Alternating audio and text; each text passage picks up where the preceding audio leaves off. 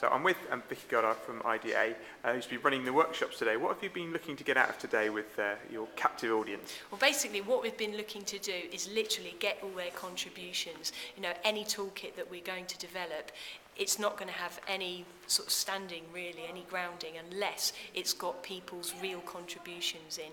So we're looking very much at not only what their suggestions are, but what their real life experiences are to justify and back up, you know, what might seem a good line, but it's actually backed up by evidence and practice. And some of the workshop activities today have been taking sort of real examples of what's going on, what's worked and what hasn't worked. Very much sort of definitely has been the case, and people at these events tend to sort of be quite open, or certainly don't mind saying what's gone not so well, or the challenges that they've had, as well as what's gone really well.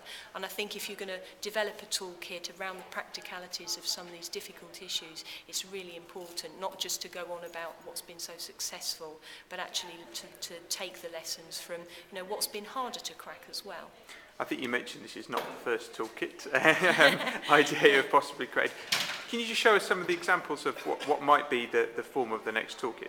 Yeah, I mean, we're very much looking at a pilot approach and developing this accountability toolkit, using the community of practice.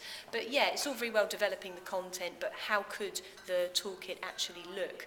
And we've started by getting a flavour of votes from what people think of some of the toolkits we've had in the past. So we've developed in the past, not just on local area agreements, but other issues, sort of route maps that outline, what the key issues are. So it could be, for example, what is the scope of a local area agreement, or, what is it about local strategic partnerships and the skills that they need, to name but two areas. So what the route maps do is break down into areas and the pertinent points for each of those. So that's one idea we're looking at for the toolkit.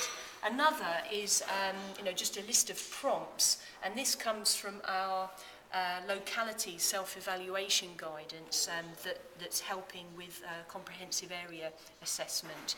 And so what this does is give you, in a number of sort of distinct themed areas, just a list of prompt points. So it's more simple than the route maps, but nevertheless very useful for people.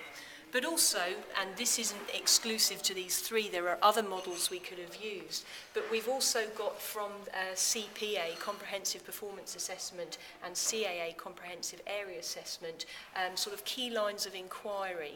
And one of the comments straight away is that we're a bit concerned this could lead to a compliance culture rather than a sort of improvement, and let's work on these things more sort of outside of regulation.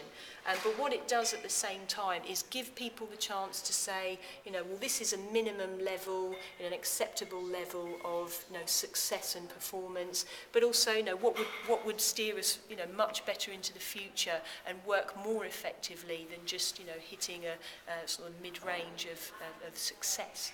So at the moment we've been just getting a few comments at the end of the day, so clearly people rushing off for trains. We haven't had a lot of feedback, although it's got people to look at this. And so with preferences purely at the moment for the route map and the key lines of inquiry type approach, however we word it, it wouldn't be enough to run a toolkit on 6 people's votes. So this is a call, I guess, for people as the toolkit gets developed. If you do have ideas about any of these 3 formats, or as you can see, any other format ideas, which is completely blank, do feel free to let us know what your thoughts are.